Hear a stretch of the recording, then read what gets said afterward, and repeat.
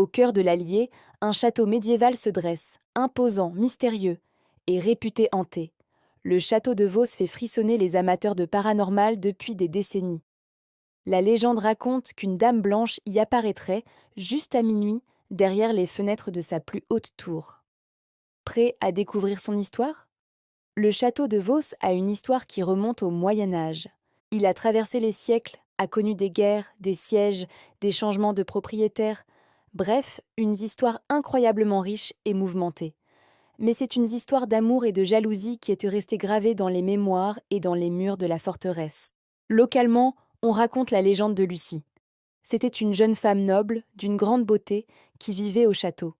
Elle était éperdument amoureuse d'un baron voisin. Malheureusement, le seigneur du château, le baron de Vos, était lui aussi tombé sous son charme. Fou de jalousie en découvrant leur amour secret, il décida de se venger cruellement. Il aurait fait emprisonner Lucie dans la tour nord du château, la tour de l'horloge. Elle y serait morte de faim et de chagrin, seule, dans le froid de sa prison de pierre.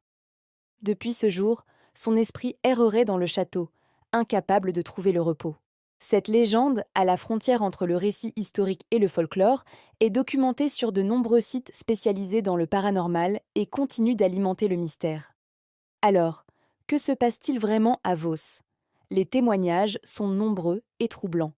Le phénomène le plus rapporté est bien sûr l'apparition de cette fameuse dame blanche. Une lueur blanche, parfois une silhouette féminine vaporeuse, serait visible à minuit pile, à la fenêtre de la tour où Lucie a été enfermée. Certains visiteurs et enquêteurs qui ont passé la nuit au château parlent aussi de bruits étranges, des craquements, des murmures, des pas dans les couloirs vides, comme si quelqu'un se déplaçait dans les pièces obscures. Des photographies prises autour des anciennes fortifications montreraient parfois des orbes lumineux ou des formes indistinctes, que certains interprètent comme des preuves d'une présence surnaturelle. L'histoire a pris une ampleur nationale en 1984. Une équipe de journalistes, accompagnée d'enquêteurs du paranormal, a décidé de passer une nuit au château pour tenter de capturer des preuves. L'expérience a été diffusée et a marqué les esprits.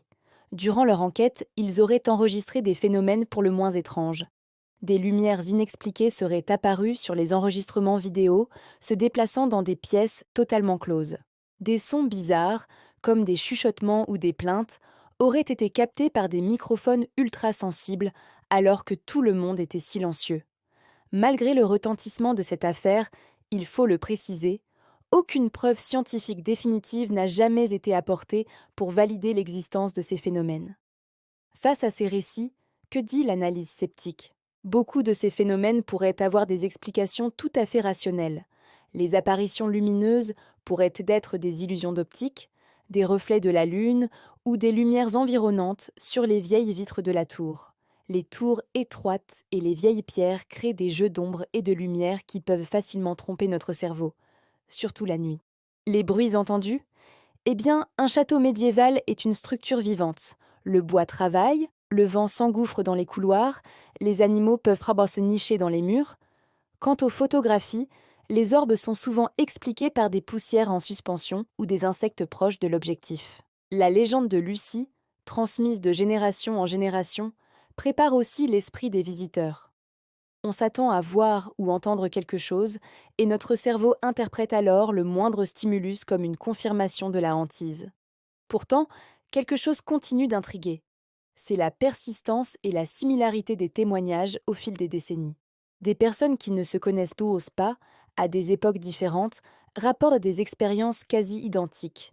Même des enquêteurs initialement sceptiques ont admis avoir été troublés par l'atmosphère du lieu et par certains événements qu'ils n'ont pas pu expliquer. Le château de Vos semble avoir une âme, une mémoire qui continue de fasciner et d'effrayer. Alors, le château de Vos abrite-t-il réellement le fantôme d'une jeune femme au cœur brisé? Ou bien est-ce une simple légende, magnifiquement préservée, qui s'est enracinée dans l'histoire de ce lieu magique? Le mystère reste entier. Et vous, qu'en pensez-vous? Dame blanche ou illusion collective? Dites-le moi en commentaire, j'ai hâte de lire vos théories. Si cette histoire vous a plu, n'oubliez pas de liker la vidéo et de vous abonner pour ne pas manquer nos prochaines explorations du mystère.